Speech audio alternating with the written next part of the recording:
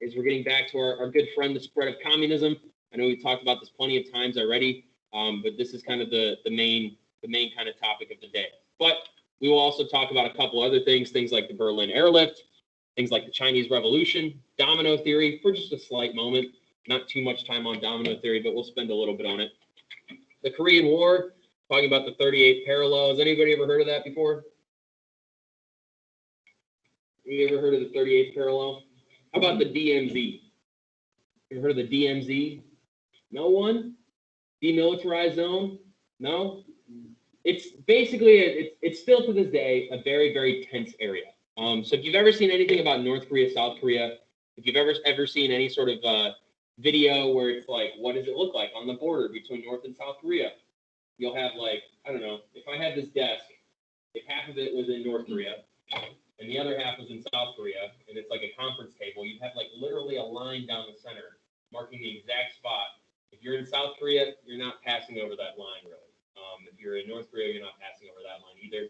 It's like a very, very stark political boundary, boundary in between the two countries that is established after the Korean War. We have MacArthur's resignation, and then we'll finish off very, very, very, very quickly talking about Fidel Castro in Cuba. So, beginning, where we kind of left off a little bit, we're more so going back in time a lot today between where we were at before. So if you remember, we left off around like the 60s. I think 61 is when Eisenhower left. So somewhere around there, we're gonna time travel back to 1948 again. World War II has ended, right? The U.S., Britain, and France are occupying Germany. The Soviet Union is also occupying Germany. You have East and West Germany, East and West Berlin. 1948, West Germany created by combining the U.S., France, and Britain's sections of Germany. So the Allies, again, the Allies that are kind of on the same page come together. They're like, let's just combine. Let's get all this stuff set up. The Soviets, on the other hand, blockaded Western Berlin.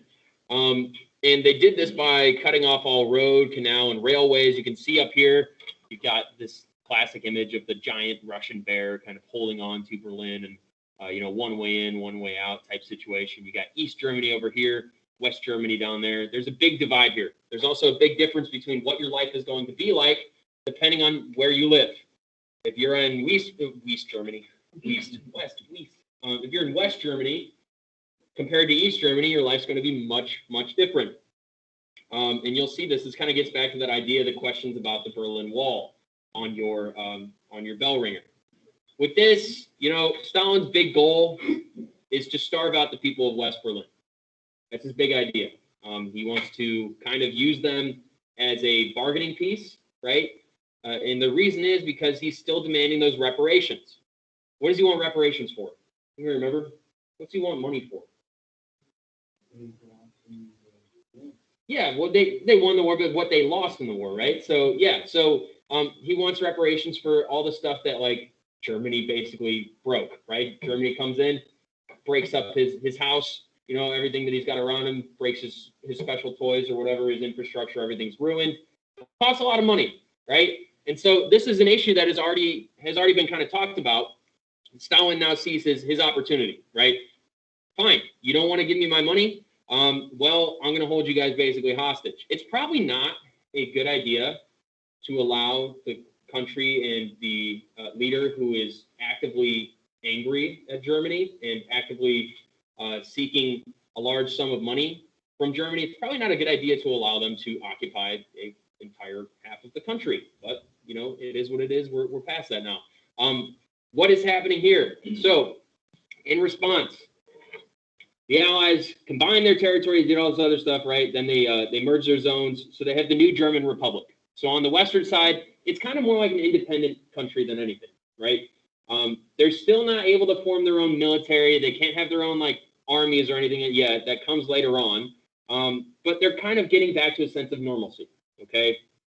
Soviets obviously are instilling more of a communist approach there, whereas the other side may be democratic, but they're able to create their own government, much of the way that they hoped that Poland would be able to. But Poland was never able to. Right? So the U.S. didn't want to use military action against the Soviets because, There is a fear that it would start another world war.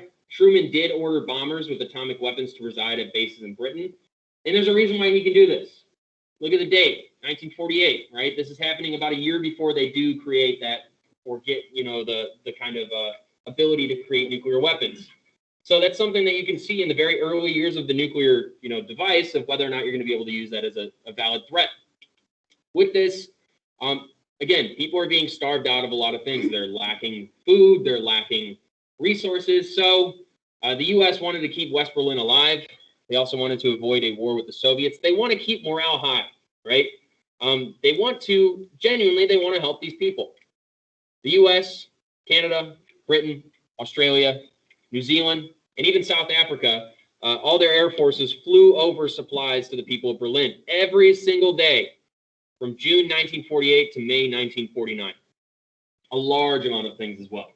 Large amount of things. We'll see a video today called the Candy Bomber, which is just a guy who basically he saw, I know it sounds kind of goofy, but he saw like he had an interaction with a lot of children on the other side of the fencing that he was near, and it just seemed like they were down and out of it, right? And he had a stick of gum. I don't want to give too much away from it. It's kind of a sweet video.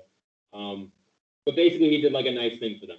But what you see alongside all of this is even more than that. You see a large amount of like Air Force deliveries, droppings, like tons and tons and tons of food, like hundreds of tons, thousands of tons.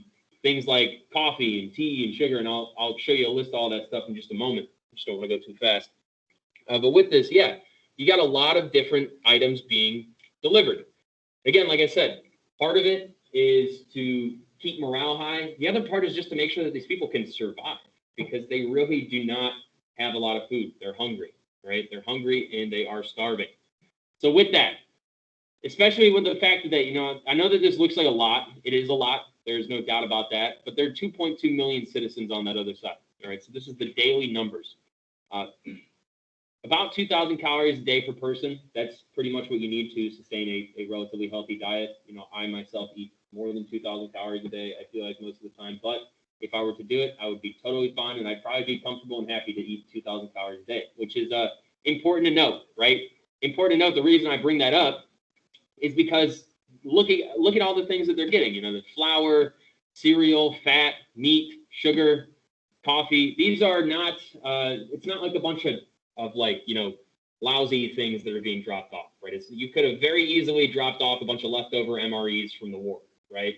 Or other terribly rationed goods and things like that. So this kind of plays a role into some of the morale, right? Keeping things positive, helping people out.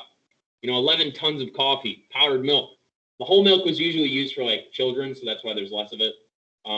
Yeast, salt, a bunch of things for cooking, meat, sugar, fat, right? Cheese, all this stuff. All these things every single day, tons and tons of it. More than 227,000 flights involving 300 planes took part in the operation. Total food, coal, fuel, and other necessities delivered weighed in at least 2.34 million tons. A lot. So again, it's not just food too. It's also fuel, coal, necessities, toiletries, things like that, right? And it's all about kind of helping these people out. So we'll watch this video, the Candy Bomber. Again, I think it's kind of a sweet video. It's nice. It's a heart warmer, but it's also sad at the same time. So could you go back real quick? Yeah, for sure. Give me 1 second. This one or this one? Oh, the one before the last one. Oh, this one? Before that. Yeah. No. This before one? That. Right here? No, the one before it. Oh gosh. Okay, thank you. That's it. Wait, did you get it? I'm sorry. Yeah, I got it. Thanks. Okay, awesome. Let me see. All right.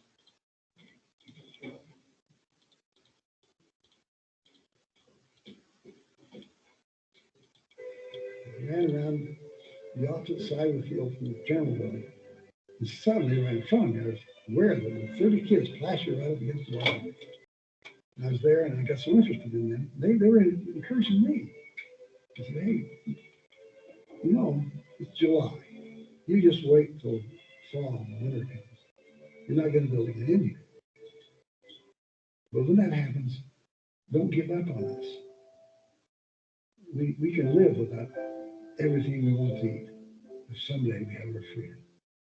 8 to 14 years old, these kids were telling me, American, what freedom meant. I couldn't believe it. Little boy said, boy, these kids are unusual. How come? Well, they know freedom's more important than flour.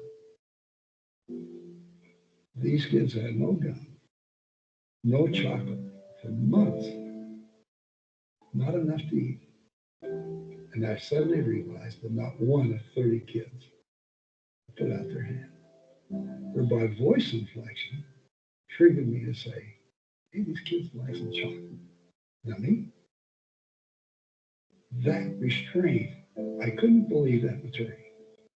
But not one would break ranks. And because it didn't, when I realized that, it blew my mind. I reached my pocket and it was 2 sticks of milk. Double mint, Wrigley's, double mint, I said, try and give them that, you're going to have bloody noses. You're going to have to fight and get out of here. But they didn't. They were asking for something. And then it was August. They wanted a piece of wrapper. And the guys and gals that got a half a stick on tore off the outer wrapper in the tin foil and passed it to the kids. The kids that didn't get any gun took that piece of paper and held it up to their nose and smelled it and smelled it. The smell of the piece of paper. I just stood there dumbfounded. I just couldn't believe it. I said, boy, I got to do something for these guys.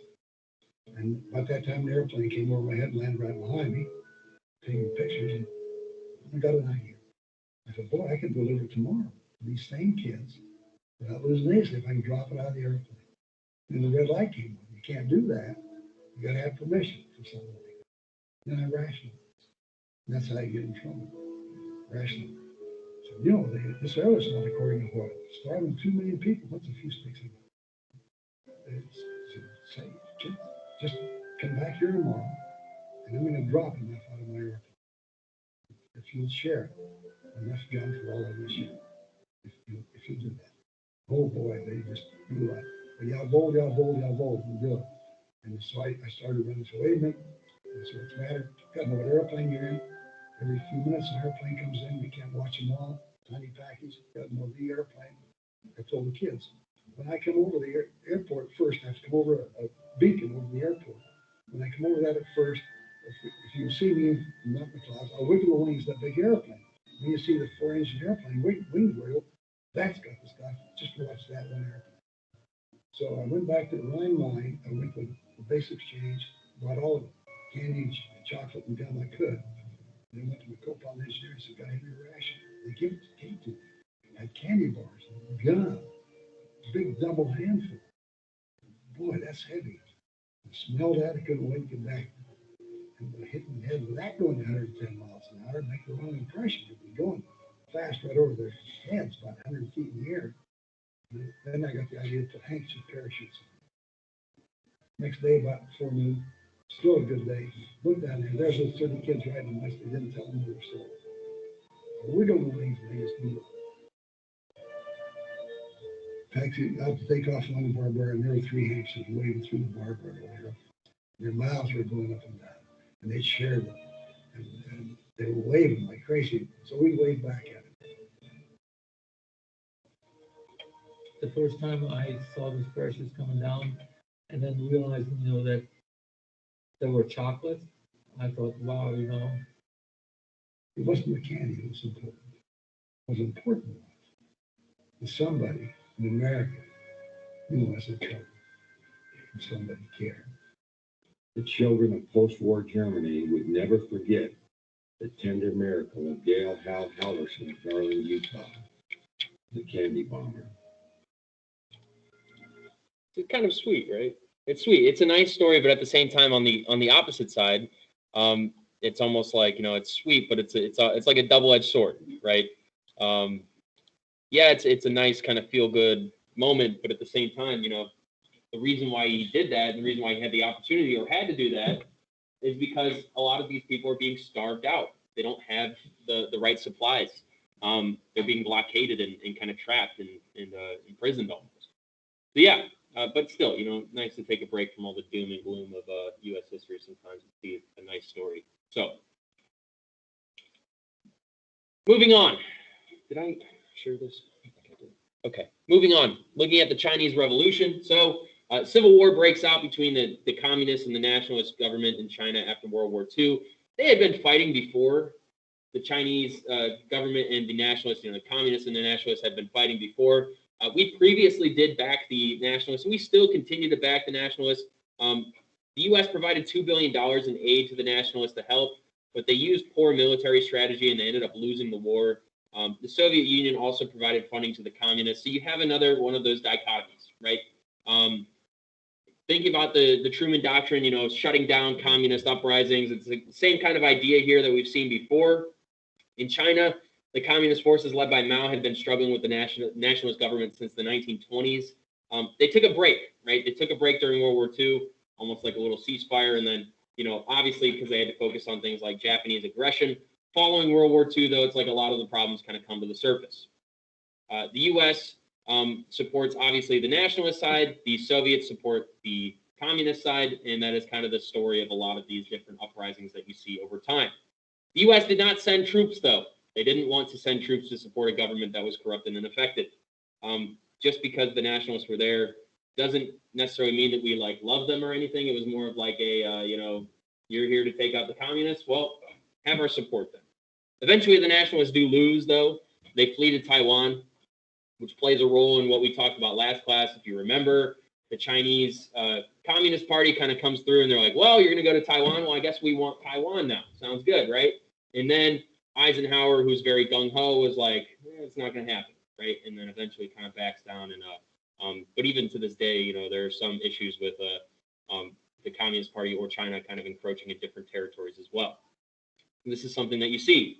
Chinese Revolution breaking out. So you have Mao Zedong right there. Has anybody ever heard of Mao before? Yeah, most people have. I mean, even today you'll see in China, maybe giant murals of Mao, and he hasn't been around for quite some time at this point. But yeah, I mean that's something that you'll see. It's something that many people know about. But if you don't, maybe look into him a little bit. The reason why they chose Mao, right? The reason why they chose Mao, part of the reason nationalist generals refused to fight, right? Many Chinese people were facing starvation, poor economic kind of struggles. So again, if you remember, what is the thing about poor economies, right? What is it? What happens with poor economies in terms of government? Anybody remember? Are they rolling Democratic or no? What do they usually go for? Yeah, and the reason being, you're more susceptible to maybe Soviet Union. The reason why you might be susceptible to that is because a lot of the things stipulated in communism kind of come out as, wealth redistribution, government funding, housing, all this other stuff, right? It does look good for a lot of people who maybe are struggling economically. So with that happening as well, maybe you choose the Communist Party for that. There's also corrupt Chinese officials that are diverting U.S. aid dollars into their own pockets. You have that with the nationalists, right? Yeah, we gave you a bunch of money, but you didn't use it effectively. So we're not going to keep on giving you money if you're not going to use it the right way. Obviously, the right way for us would be them defeating the communists, of course. 1949, the communists led by Mao Zedong captured Beijing, and they established the People's Republic of China. The Soviet Union and China signed an alliance treaty after that, so you might as well throw them into that Warsaw Pact in some ways, but they probably wouldn't be entirely involved in it. But you do have them being aligned with the Soviet Union. So you have another powerful ally for the Soviets. So this is where people start to get worried, right? Especially because we're looking now we're looking ahead to the spread of communism in Asia. You remember there's the Southeast Asian Treaty that Eisenhower's kind of championing. He's using that initiative. You're going to have issues with Vietnam. You'll have issues with Korea, right? Maybe Laos, some issues in like Cambodia, and then you get to this idea of the domino effect, right? So this is basically what's happening here. And it's starting to cause a lot of tension and a lot of worry. Which leads you to the domino theory, right? I believe Harry Truman actually coined this term, but Eisenhower is really the one who kind of champions it forward. The theory and the worry here is that should China fall, then Korea will fall, then Vietnam, then Laos, Cambodia, Thailand, what's to stop Malaysia, Indonesia, Burma, right? It's just like what we saw with Poland. When Poland fell to communism, you start to see other countries around like Yugoslavia, Czechoslovakia, other countries in that area behind the Iron Curtain falling as well, right? It's much like if you had a drop of like food coloring and you put it in water, right? It's like it's diluting and it's moving around and it spreads around. The same ideas here, or maybe sometimes you would refer to it as like an infection or something like that, the way it spreads, or a wildfire, right? All sorts of different things that you could kind of make it akin to. To some extent, to many extents, the domino theory was probably relatively accurate in many ways, whether or not it would have absolutely been jumping around from every single country. But you do see that in many countries that should one bordering or buffering country go communist, then you do often have other neighboring countries do tend to maybe follow suit.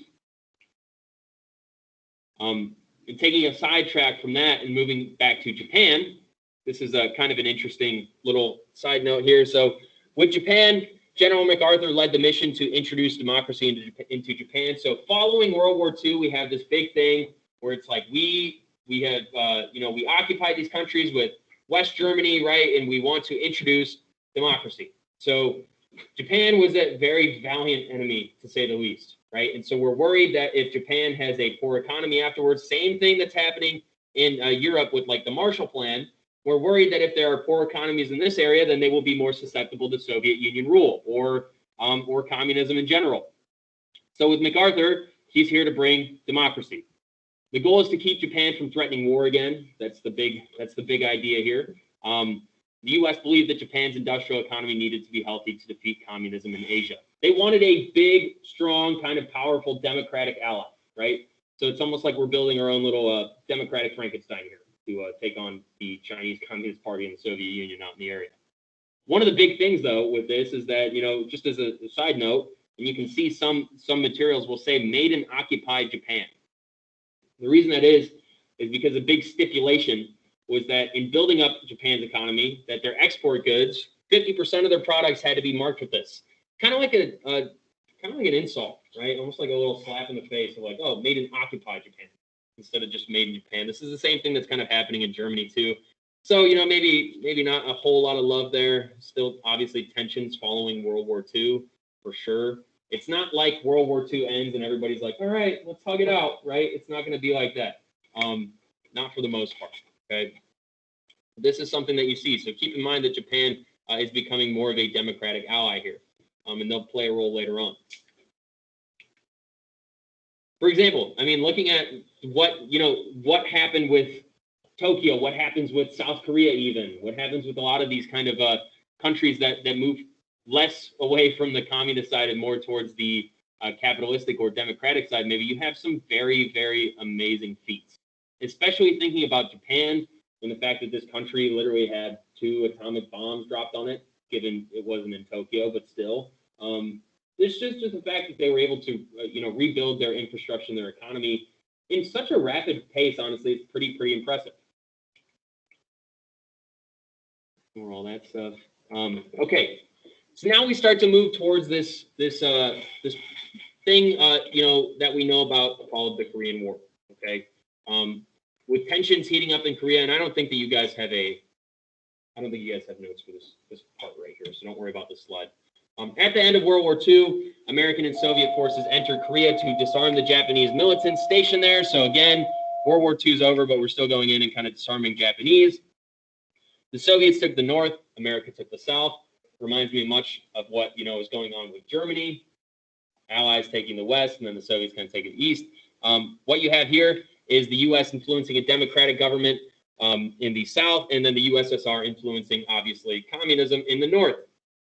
Both governments, however, claimed that they had authority over Korea. So another source of tension, another source of what's going to be, what's the future of what happens here, right? Here's just an example. I think this is just a soldier chilling out, taking a rest. So the Korean War begins. This is where we're at. The Korean War begins. Okay. So 1945, the Soviets set up that communist government in North Korea, right? Same time, South Korea were setting up a more democratic government. 1950, North Korean troops invaded the South and rapidly gained territory. The reason they were able to do this, the South wasn't really prepared. They weren't ready. They didn't have a lot of good military preparations at all. they definitely outdid the South in the very beginning. Truman saw that as a kind of a test of the containment policy. He's like, okay, now's the time, time to step up, right? If I'm going to tout this containment policy, if I'm going to talk about containing the spread of communism, then now is the time that I need to step up and I need to intervene. However, he doesn't do it in the usual way. The U.S. sent troops under the command of MacArthur to aid in the South Korean battle, but instead of using the usual route of going through Congress and having Congress declare war and setting up all these things with congressional approval, Truman goes to the UN instead. He uses a clause in the UN. He uses an agreement in the UN. He convinces the UN to send troops and send aid to South Korea. And then using the UN, he also expands presidential power. This is something that's going to come into play later on as well. You'll see this later on, maybe in Vietnam too, right? And it's going to be a big area, point of contention of like whether or not, a president can do this. Is the president overstepping his boundaries? Is he abolishing some sort of check or balance that the Congress has on the president? So it's kind of an area of tension as well. Maybe, I don't know exactly what the response was to this publicly, but perhaps it wasn't the best considering you also have Truman backing off and Truman also refusing to run for re-election later on, right? Remember when Eisenhower takes over. So with this is kind of a map of what's going on here, right? This is all the stuff that's happening here. You have Seoul, South Korea, you have Pyongyang, North Korea right here. These are the two capitals. The 38th parallel, this is what I was talking about before, like the DMZ. This is like the border. Okay, that's what the 38th parallel is. What you have is an American invasion, right? So this happens behind the North Korean enemy lines at the port of Incheon, right? Right over here. You have an American invasion that's happening over in this area right here, right? And the reason why we're so gung-ho on getting on top of North Korea, making sure that we're shutting this down, is because people remember what it was like with World War II. We haven't forgotten, right? This is only a couple years later, not too much later. People remember that with Germany, they were kind of allowed to do a lot of things that, we just appease them, right? It's this idea of appeasement. We allow Germany to take certain territories and we let them expand. And so people look at this and we remember, how Germany, how that led to World War II failing to kind of adjust to those issues. The UN actually forces the North Koreans all the way up. So again, North Korea had kind of come through, taken a bunch of land. The UN forces in the US push the North Koreans all the way back to the Yalu River, all the way up here to China. It's almost like pushing them up to their kind of big brother who then comes back and is going to start fighting as well. If you've ever seen those movies, or I saw a video the other day where a baby rhinoceros was like fighting somebody, like another animal or something, like a giraffe, I don't know, and then the giraffe like kicked it, and then the rhino like ran away, and then back came the mother rhinoceros, right? And it was gigantic. I know that's a weird example, but this is kind of like what's going to happen here. Okay, you have China, very communist heavy here. North Korea is basically like running back there. You get to the Yalu River, and then what's going to lead next is the next part of our story. But before we get to that, we have Seoul, South Korea here. Obviously, beautiful city, kind of insane. Their technology advancements are out of this world. Honestly, if you ever see anything, that's a lot of robotics in this area too. Is anybody interested in like robotics ever? I know some people take like robotics class in clubs and stuff, but a lot of really cool stuff and innovation happening here, especially with like internet too. Internet, high-speed internet. You could probably download like a house or something. Who knows? This is Pyongyang, North Korea, right? I've been told by some others that these buildings aren't really even utilized that much. They're kind of just there for show more than anything. I don't know entirely. I do know that if you go to North Korea, and many of the videos that I've seen, I personally have never been to North Korea, but some people have. So oftentimes you can see videos. Some things don't always look as they seem, right? With North Korea, a lot of areas are usually set up with farming provinces or agricultural areas over here, city life over here, and what have you. They also have like certain shops and stuff, especially if you were to go, I guess, where sometimes you look into a shop and it looks like it's full of food. You get closer, you find that it's actually like cardboard cutouts, or it's like, kind of a facade, right? So has anybody ever seen a documentary on North Korea? Have you seen one? It's pretty interesting, honestly, to look through. I think Vice has a decent one. I know I know Nat Geo has one, I think. So maybe look one up at some point if you get a chance. They're pretty interesting. But anyways, what I was saying before.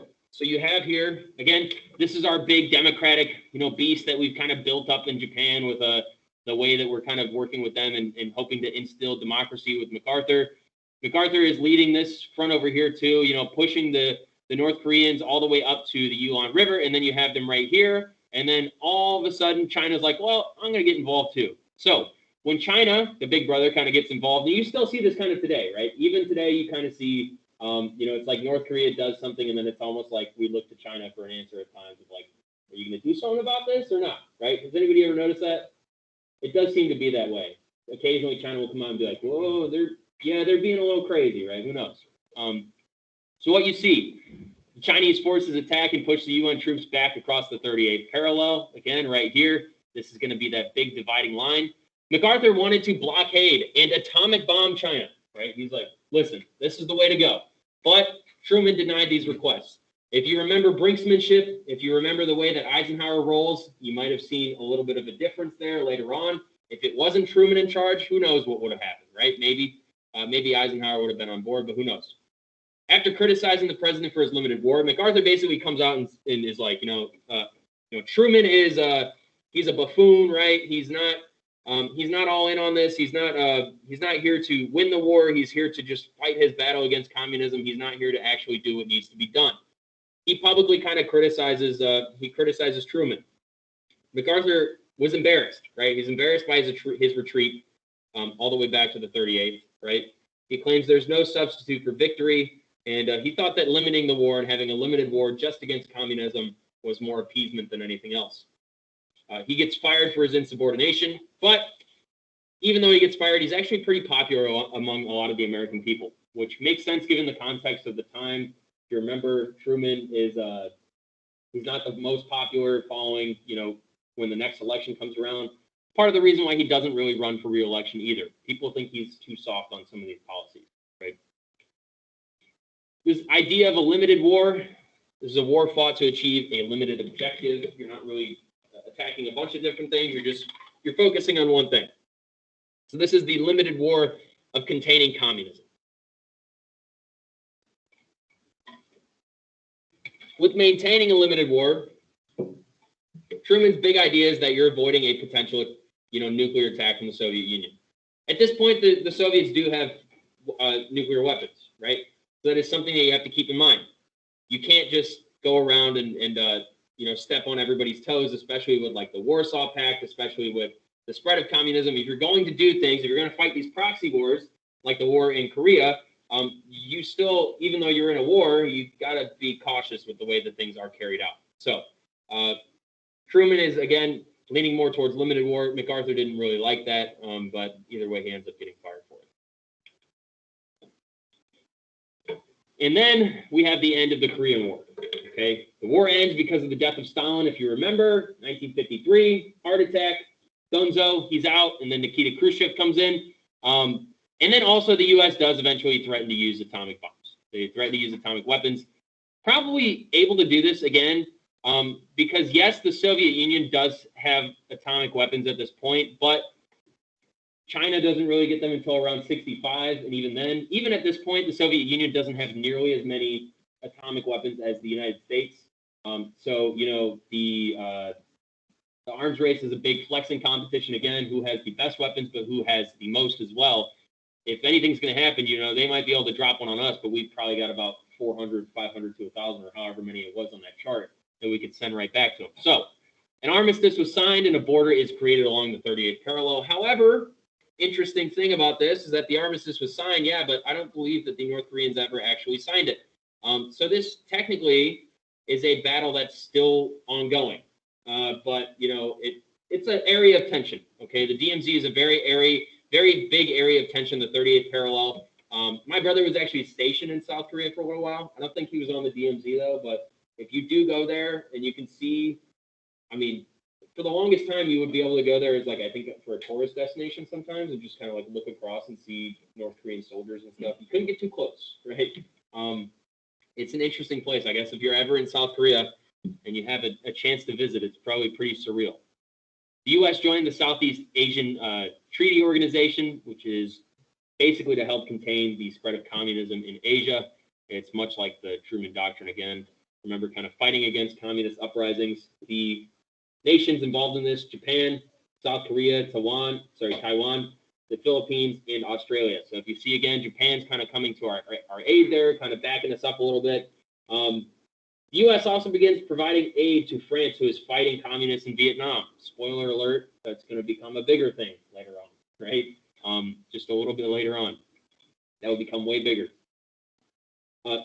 Kind of a sad statistic here, but more than 4,000 teenagers are actually killed in this proxy war in Korea. It's the first major proxy war between the U.S. and the Soviet Union during the Cold War. It's not the only one. But about 1.5 million Americans were drafted during the Korean War. Another 1.3 million volunteered for the military during that time. And a large number of people actually managed to get into the military under the age of 18, right? Whether you're lying about your age or your name or who you are, your identity. So you have a large amount of people who are even under the age of 18 dying in this war as well. Just some images from the war. This one, always interesting to me, seeing integrated troops, which is pretty cool, especially following, World War II, such a short period of time after. Troops of different races fighting in the same trenches. Big strides in that way, given the success of units like the Tuskegee Airmen. And then we had our all Japanese unit that we talked about too. Seeing that this stuff is kind of making its way through, however awful the war was, it's a interesting stride in the correct direction. This image over here to me is also interesting. I just watched, has anybody seen Hacksaw Ridge? No? Maybe? It's a good movie. It's on HBO. I watched it last night. Got Andrew Garfield in it, I think. This is a soldier hugging another soldier, kind of comforting him. It reminds me of a scene in the movie that I saw where they're walking out of the battle. I know we talked about Hacksaw Ridge at one point. It's a very bloody battle, kind of insanely intense.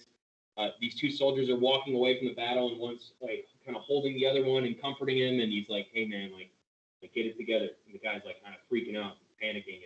And if anybody's ever had a panic attack or anything like that, it reminds me of Forrest Gump and Forrest Goes to Save Bubba. Yes, exactly. Or literally any scene in Saving Private Ryan, right?